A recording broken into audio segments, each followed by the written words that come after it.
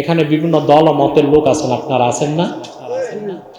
আমি আপনাদেরকে করজোর, একটু দূরে হাত লেগে যাবে, করজোর অনুরোধ করছি আপনাদের কাছে, দলীয় মতভেদ থাকতেই পারে, থাকুক।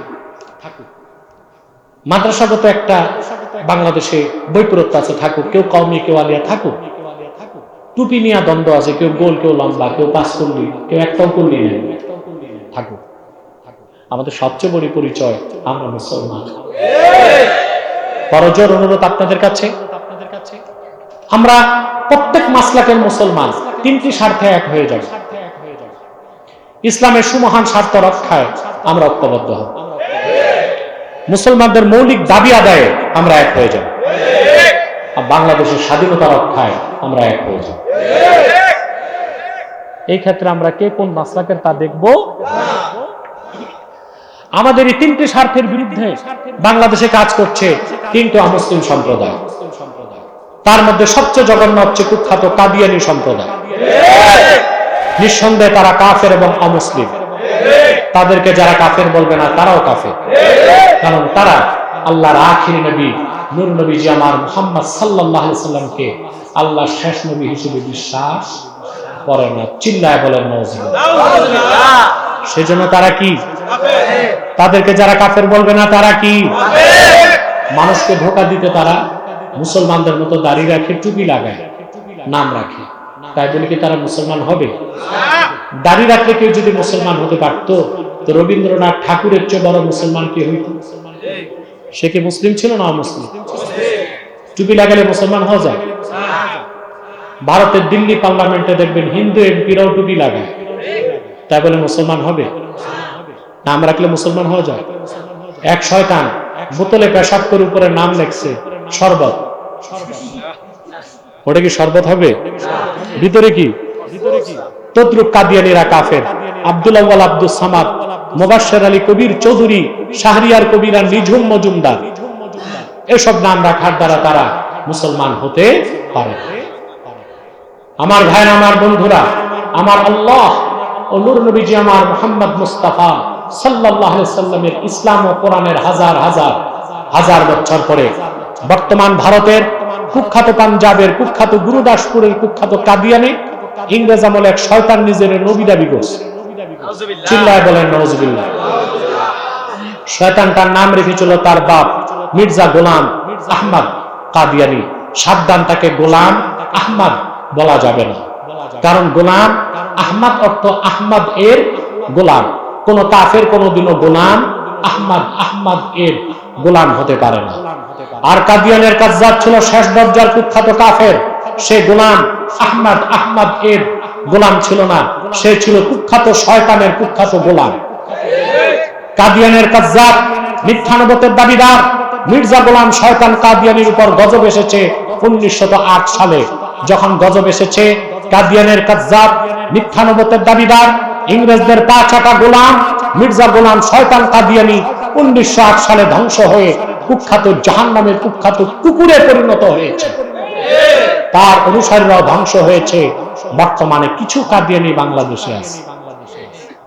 তাদের সবচেয়ে বেশি উৎপাত ব্রাহ্মণবাড়িয়ায় আর পঞ্চগড়ে।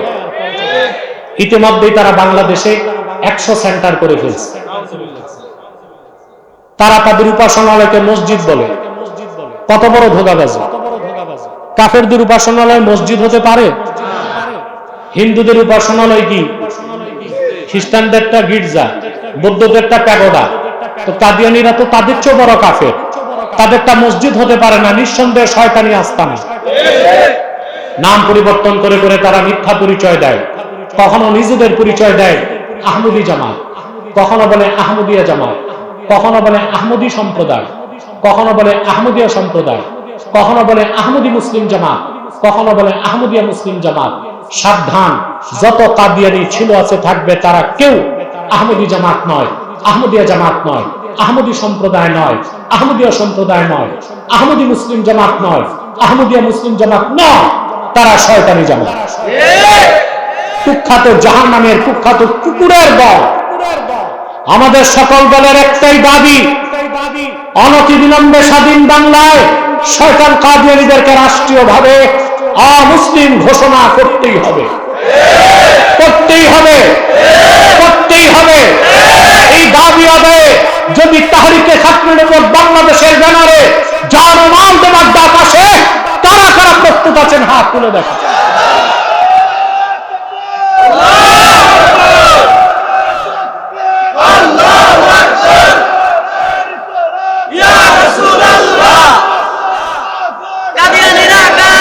সম্মানিত সুধী,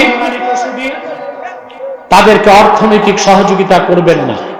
করেন? জি করেন। প্রাণ কোম্পানির যত জিনিস তাদের, সেজান কোম্পানির জুস তাদের, আর FL এর পণ্যগুলো তাদের, প্রথম আলো, ডেইলি স্টার, কালের কণ্ঠে গুলো তাদের। নৈতিক দায়িত্ব হিসেবে এগুলো ধরবেন না। বানায় বলে তুমিও মুসলমান, তবে ঈসাই মুসলমান। বলে তার মানে, বলে তুমি ঈসার উম্মত মুসলমান। ঈসার উম্মত মুসলমান না খ্রিস্টান? এইভাবে তারা কাজ করে যাচ্ছে। তাদের কাজ এতটা বেড়ে গেছে যে এখন পার্বত্য চট্টগ্রাম, টেকনাফ এই অঞ্চলটাকে আলাদা করে পশ্চিমারা একটা খ্রিস্টান রাষ্ট্র বানাতে চাচ্ছে, যেটার ব্যাপারে আমার হুঁশিয়ারি বহু আগ থেকে শুনে এসেছেন। আর 3 তারিখ আমি এটা হেফাজতের প্রোগ্রামও বলেছি। আমাদের স্বাধীনতার বিরুদ্ধে তারা কাজ করছে খ্রিস্টানরা। এদের মধ্যে সবচেয়ে জঘন্য দলটি হচ্ছে ঈসাই জামাত নামে কাজ করতেছে। তাদের ব্যাপারে আপনাদের ঐক্যবদ্ধ হইতে হবে, জাতিকে সচেতন করতে হবে। আরেকটা বাতিল ফেতনা মাথা চারা দিয়েছে হিজবুত তাওহীদ। এই মারাত্মক এক ফেতনা, এটা ইসরায়েলের টাকা খেয়ে মাঠে নামছে। এরা বলে নামাজ হচ্ছে ব্যায়াম, ওযু থাকলেও নামাজ হবে, ওযু ছাড়াও নামাজ। কিতাব বলে না, বলে কেতাব। ইসলাম বলে না, বলে ইসলাম। ইমাম বলে না, বলে ইমাম। এরপর এই খিনজির গুলো প্রচার করে যে দজ্জাল বলতে কিছু নাই, আমেরিকায় দজ্জাল।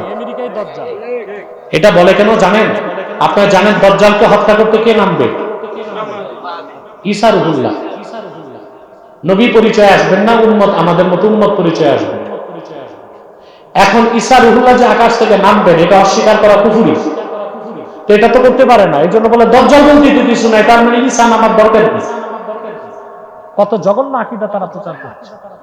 এই সব ফিতনা থেকে আপনাদের বেঁচে থাকতে হবে। পারবেন ইনশাআল্লাহ?